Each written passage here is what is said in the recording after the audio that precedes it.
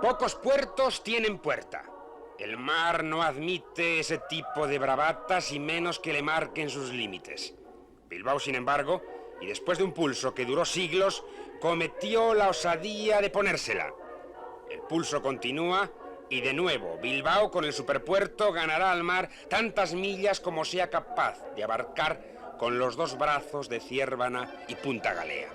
Entonces Bilbao se convertirá en la mayor puerta del continente y su puerto igualará en movimiento al puerto de Rotterdam, que con sus 150 millones de toneladas es hoy el primer puerto del mundo. En la actualidad, Bilbao es el primer puerto de nuestro país en carga seca, el primero también en graneles y el segundo en carga general a muy poca distancia, solo 100.000 toneladas, del de Barcelona. Bilbao fue y sigue siendo el puerto de Castilla, por donde salía la lana, la piel o el vino a los Países Bajos. Pero tendría que pasar mucho tiempo para que Bilbao fuera lo que es hoy, la Puerta de Hierro. ¡Venga! ¡Arriba! ¡Más! ¡Más!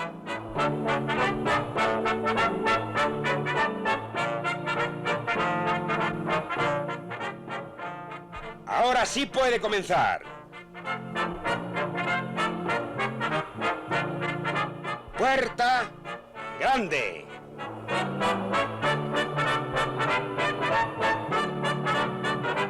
Bilbao, Puerta de Hierro. Estas 4 torres de 62 metros de altura que mantienen 300.000 kilos de hierro, más que pilares de puente, se nos antojan los goznes de una gigantesca puerta que franquean los barcos para salir al mar. Exvoto permanente como lo fuera el Coloso de Rodas o el Faro de Alejandría.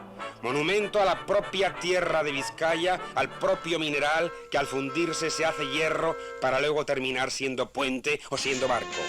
Benditos los pueblos que saben hacer barcos. Un barco es algo más que un casco y una máquina que lo impulsa. Me atrevería a decir que es una entidad superior, con su nombre, con su personalidad, con su espíritu, incluso con su destino. Para recorrer la historia reciente de Bilbao, y no tiene otra, basta o con declinar la ría desde San Antón a Labra, o con recordar los barcos que en los últimos años han salido por esta puerta.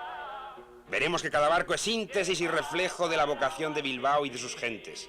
Resumen y corolario de sus flaquezas, de sus virtudes, de su ambición o de su soberbia. Estamos en 1902, el Nervión es un río de oro, los negocios se multiplican, se fundan cientos de sociedades, nace la hidroeléctrica, nace el Atlético de Bilbao, nacen los propios Altos Hornos. La bolsa es el cuerno de la abundancia. Inglaterra acaba de decir que el mineral de hierro de Bilbao es el mejor del mundo. En pocos meses exportan 6,5 millones de toneladas. Por la Puerta Grande, en interminable procesión, rumbo a las Islas Británicas, salen... Los cargueros, señor Calle Iturrino. Por centenares. Recuerdo perfectamente, a pesar de que era un niño, lo que era Bilbao en aquellos días de 1902. Algo extraordinario, que difícilmente se puede referir ni narrar. La euforia de nuestro pueblo era extraordinaria y respecto del hierro todo el mundo se sentía con facultades, con entusiasmos y con iniciativas para descubrir yacimientos y para explotar el mineral. Era algo que no tienen ustedes idea.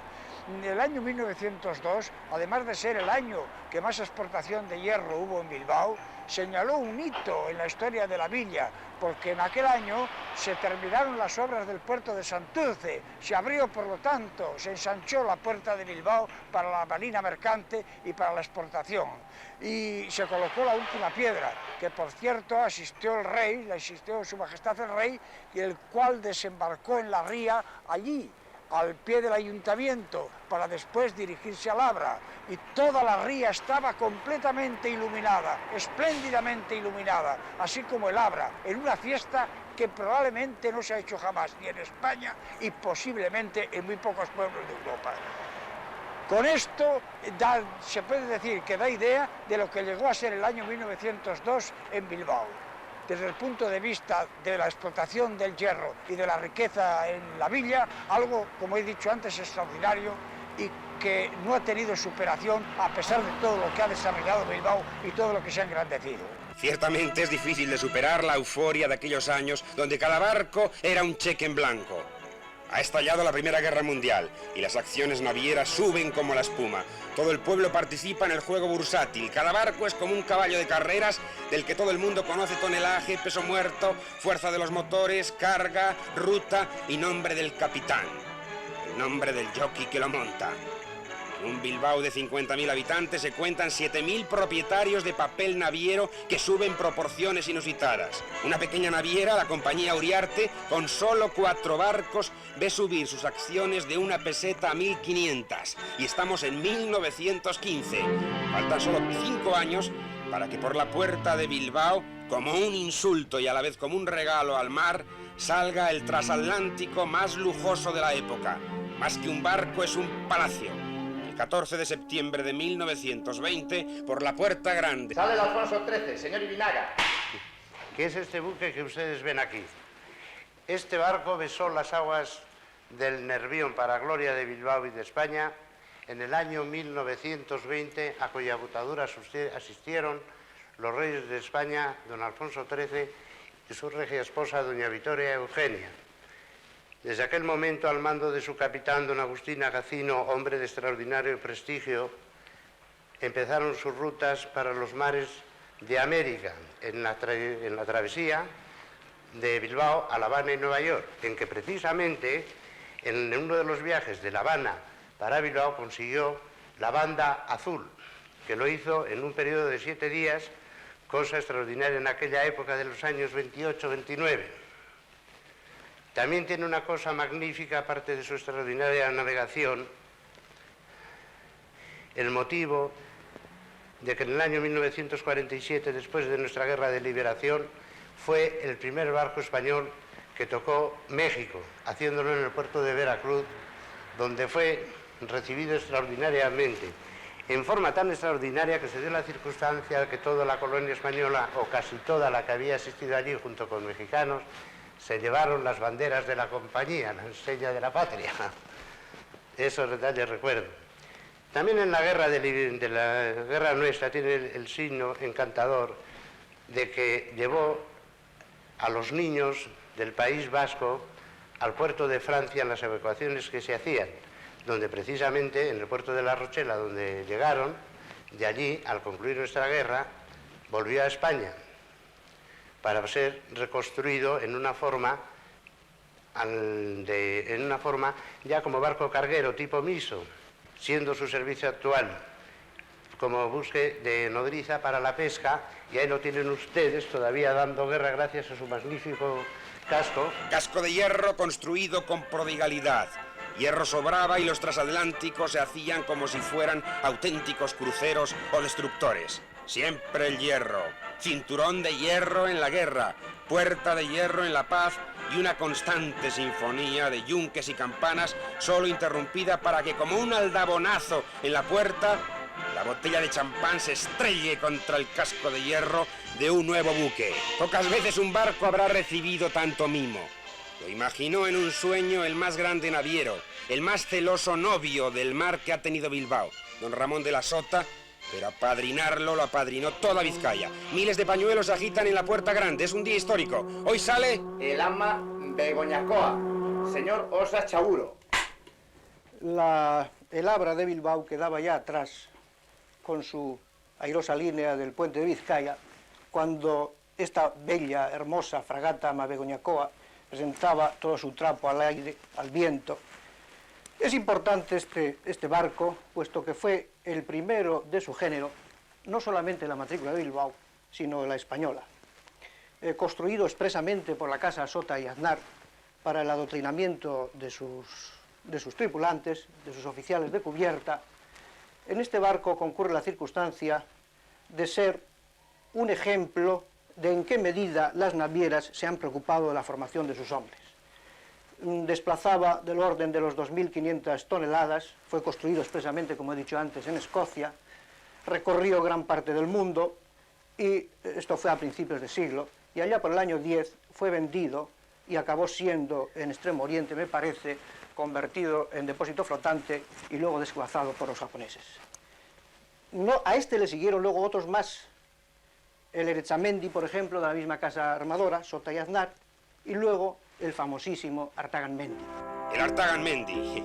Osa Chaburu recoge en su libro Riqueza y poder de la ría la frase con que Teófilo Guiart definió a este barco: la más hermosa pieza que se fabricó jamás en Vizcaya. Un inmenso gentío asistió a la botadura del navío que pretendía resumir todas las virtudes que siempre adornaron a las embarcaciones salidas de estos astilleros: garbo, bondad y fortaleza. A popa llevaba un precioso mascarón con la Virgen de Begoña, que hoy se conserva como se conserva en el recuerdo aquel día de 1917. A lo largo de los muelles presencian su partida numerosos obreros que, emocionados, contemplan la hermosa nave a cuya construcción todos han contribuido y de la que se sienten justamente orgullosos. No es para menos. Por la puerta grande de Bilbao sale El Artaganmendi, señor Bengoechea. Por ahí salimos, por esas puntas, por ahí, por este muelle, llenos de ilusión, 18 alumnos que hacíamos nuestro primer viaje de prácticas. Salimos con rumbo a Lorenzo Márquez, en Mozambique, luego continuamos hasta la isla de Java y retornamos a Europa con cargamento de azúcar.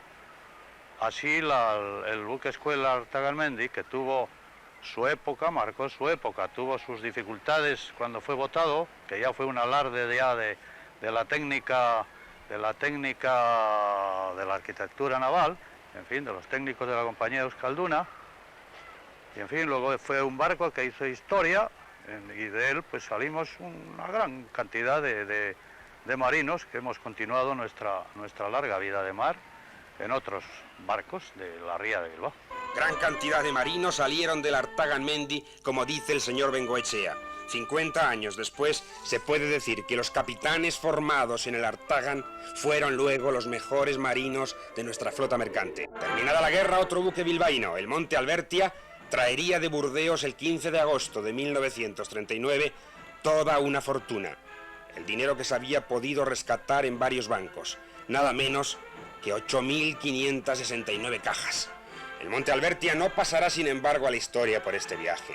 Su página más gloriosa la escribiría este pequeño barco cuando, en pleno bloqueo internacional, en los primeros años de nuestra posguerra, se convierte en caseta de feria y con las chicas de los coros y danzas inicia la famosísima ronda española. El hielo que nos rodeaba allende los mares comienza a fundirse cuando por esta puerta de Bilbao Sale el Monte Albertia, señorita María Teresa de Ugalde. Salimos de Bilbao, en el Monte Albertia, un barco mayor que este. Salimos por ahí, llenas de ilusiones, con un afán tremendo de hacer patria y de hacer España. No nos conocían, íbamos con nuestras danzas, con nuestras canciones. Cuando llegamos a Buenos Aires, la llegada fue algo maravilloso, no lo esperábamos. La gente estaba como loca esperándonos en el puerto, nosotras asustadas, mirando todo aquello porque todo era nuevo para nosotras, viendo a la gente cómo nos... No sé, no podíamos bajar del barco, era el cogernos, el besarnos, todas allí, con nuestros trajes regionales, con nuestras músicas tan distintas. La gente que no había visto aquello se volvía loca y nosotras asustadas, todas mirábamos que qué era aquello, porque fue algo inesperado, algo que ni ellos mismos se sospechaban lo que iba a ser. Y al llegar allí aquellos gritos de España, de la madre patria, de aquella gente que llevaba tantos años sin venir por España, nos veían, se quedaban maravillados, decían estas chicas. Luego el éxito fue tremendo para todos, para España, con aquella leyenda que teníamos, nos preguntaban cosas que nos quedábamos tan asustadas como si en Bilbao se colgaban los hombres todavía en el Arenal. Entonces decíamos que no, nos veían a todas tan guapas, porque era la verdad, éramos todas chicas jóvenes, íbamos 121 chicas, todas contentas, todas alegres, llenas de ganas de bailar, no nos importaba bailar en ningún sitio, lo mismo nos llevaban a los hospitales que a los asilos, a ver esa pobre gente que no podía venir a España y que su ilusión era vernos bailar, era oírnos cantar. Aquello fue tremendo, fue un viaje de emoción, fue un viaje, desde luego, que no se puede volver a repetir porque es imposible. ¿Por qué no se puede volver a repetir? Claro que sí se puede. La sección femenina tiene la palabra. Estamos en 1958. Después de ganar los corazones, teníamos que ganar los mercados. Otro barco que saldría por esta puerta pasa a representar el espíritu codicioso, tesonero, mercantil de Bilbao. Para intentar vender lo poco que fabricábamos, Bilbao. Sale Ciudad de Toledo, señor Iguartua. No podía ser de otro sitio. Bilbao se lo merece. Primero, porque Bilbao siempre ha alineado su historia económica con el quehacer nacional. Segundo, porque Bilbao tiene su comercio por el mar. El 5 de agosto de 1956, al cruzar la Bocara de nuestro puerto, en Ciudad de Toledo, con una exposición flotante que fue instalada en la compañía Escalduna por obreros y técnicos y todos los participantes de Vizcaya, iniciaba un periplo de 5 meses por tierras de Iberoamérica. Llevaba un mensaje del trabajo de los españoles. Vizcaya participaba con más de 20 empresas en esta exposición. Recuerdo aquí, con admiración y afecto, a un viejo patricio vizcaíno, Julio Lazurtegui, que ya a principios del siglo inició e ideó e imaginó esta exposición flotante que nunca la había realizado, desgraciadamente. Le veo a la ría, a nuestra ría, bajando Ciudad de Toledo por esta ría, arteria viva, reflejos acerados de un cielo metalúrgico, arteria dinámica, por la cual ha salido siempre nuestro comercio y nuestra industria hacia ultramar, hacia el mar, a todas las rosas del viento del mundo. Quisiera decir que, francamente, esto se debía repetir, porque, sobre todo teniendo en cuenta que está cruzando los mares del Pacífico, los puertos del Pacífico de América, una exposición flotante japonesa que está cuidando, promocionando mercados que creo que a Vizcaya y a España hemos mucha vigilancia y mucha atención. Mercados que nos pertenecen y que hemos de conquistar por mar. Improvisando si es preciso. Que no ocurra lo que sucedió con Paraguay. Hacía nada menos que 400 años que un buque español no había tocado su capital, Asunción. Se decía que ningún barco que no fuese fluvial podría primero cruzar el Atlántico y luego remontar el río. Hasta que un bilbaíno se empeña en todo lo contrario. No estoy de acuerdo, dice, y acto seguido por la Puerta Grande. En 1958 sale el espíritu rebelde de los vascos hecho barco. Sale El INE, señor Sobradillo. Sale el INE a dar guerra. Comienza, como todos sus hermanos, con una botadura de costado, entrada violenta, grandes olas que alcanzan prácticamente la cubierta, y empieza su programa de explotación cuando el gobierno de Paraguay encarga unos barcos para España. Estos barcos tenían una dificultad colosal, que es que tenían que atravesar el Atlántico y al mismo tiempo servir en una navegación fluvial con poco calado, en un río que tiene muchas dificultades de navegación. El INE se eligió precisamente por don Tomás Ruiz de Blasco, que era su propietario y que además pues tenía un interés tremendo en abrir aquel mercado, en trabajar para Paraguay y sobre todo, no solamente para Paraguay, sino para todos los demás países de La Plata. Entonces, se eligió este barco porque podía acomodarse a esa doble navegación fluvial y marítima. Tenía más calado que naturalmente que cualquiera de los otros barcos que entregamos ya, pero indudablemente con un poco menos de carga pudo ascender por el río. Las dificultades eran enormes y al final, el día 24 de diciembre, este barco llegó allí cubriendo una etapa verdaderamente como si fuera un barco de guerra. Nos fue participando y nos fue comunicando. Había dificultades de comunicaciones, pero a pesar de todo, con una gran valentía de toda la tripulación y del propio barco que, como digo, desde el primer momento salió a dar guerra y conquistó el mercado de Paraguay, les convenció totalmente que les íbamos a construir unos barcos como así ha sido un verdadero éxito, y al mismo tiempo ha proporcionado, pues a través de su visita y de los nuevos barcos que hemos entregado allí, un gran rendimiento a la economía española, puesto que solamente en ese tipo de barcos fluviales quizá haya alcanzado una cifra de 20 o 25 millones de dólares para España. Por esta puerta salen barcos fluviales o lo que haga falta. Si es necesario, barcos de hormigón armado. Le cabe el honor a Bilbao de haber sido el primero en apurar todas las técnicas en la construcción de buques, incluida esta del cemento, que desde un principio estuvo abocada al fracaso, pero con la que se llegaron a botar unidades de hasta 120 toneladas. Tal pericia en la construcción, unida a los materiales empleados, a la solidez de los cascos y a la gracia de los aparejos, desemboca en la noticia histórica de que Inglaterra, en 1962, encarga construir un barco a Bilbao. Coincide que el presidente de la casa armadora es al mismo tiempo presidente de la Lloyd's, la primera firma del mundo clasificadora de buques. Es el no va más. Y la puerta grande de Bilbao se ensancha porque sale... Sadwood, señor Osa Echaburu.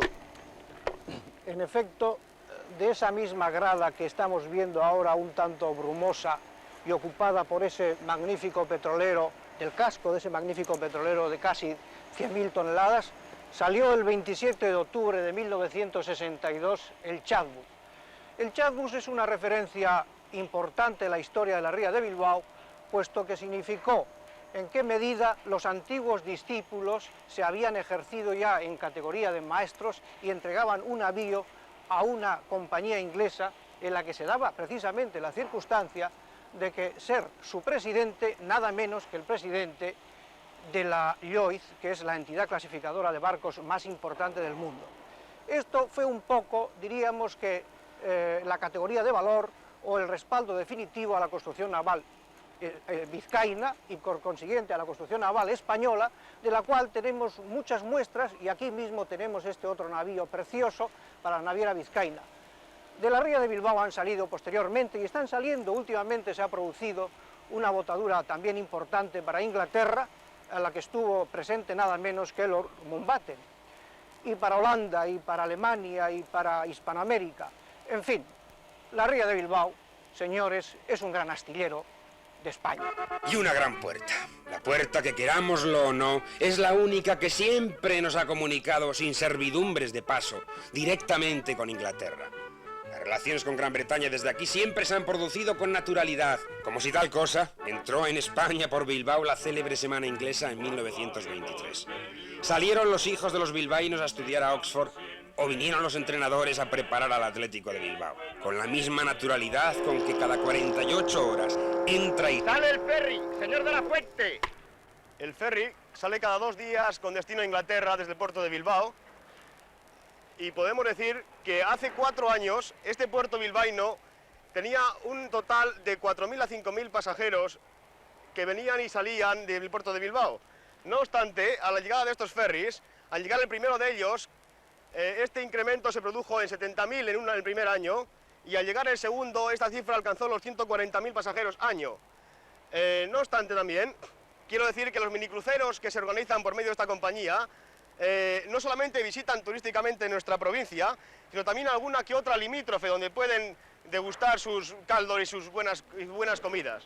Del mismo modo, puedo decir que no solamente el puerto de Bilbao tiene su primer objetivo en carga seca, como podemos ver aquí en este barco de carga, sino el Solares precisamente, que está aquí fondeado, a lo cual ya estábamos acostumbrados anteriormente, sino que a partir de este tiempo, esta parte, podemos ver también estos barcos de pasaje que unen España con el Reino Unido. Yo creo que al salir este ferry cumpliremos 3 objetivos. Uno, el diplomático o político, al enlazar España con el Reino Unido, como he dicho. Otro, el comercial, por el servicio de carga que transporta entre las 2 naciones. Y un tercero, el objetivo cultural, al abrir, y turístico, al abrir esta cuña turística entre Inglaterra y el norte de España, precisamente. El turismo, algo desconocido aún en Bilbao, donde el viaje de placer se confunde con el viaje de negocios, la comida con el banquete, el cliente con el amigo. Este Bilbao que practica el riesgo y sabe perder. Tanto es así que, como decía Unamuno, en Bilbao al morir se le llama hacer un mal negocio. Difíciles de entender todas estas cosas, sobre todo cuando se quiere abrir a la fuerza, con el mismo soplete con que se desguazan los barcos, la puerta de Bilbao. Con lo sencillo que es abrir una puerta de hierro, por grande que sea. Eso sí, quien quiera abrirla, como sucede con las puertas de las cajas fuertes, tendrá que saber antes la combinación.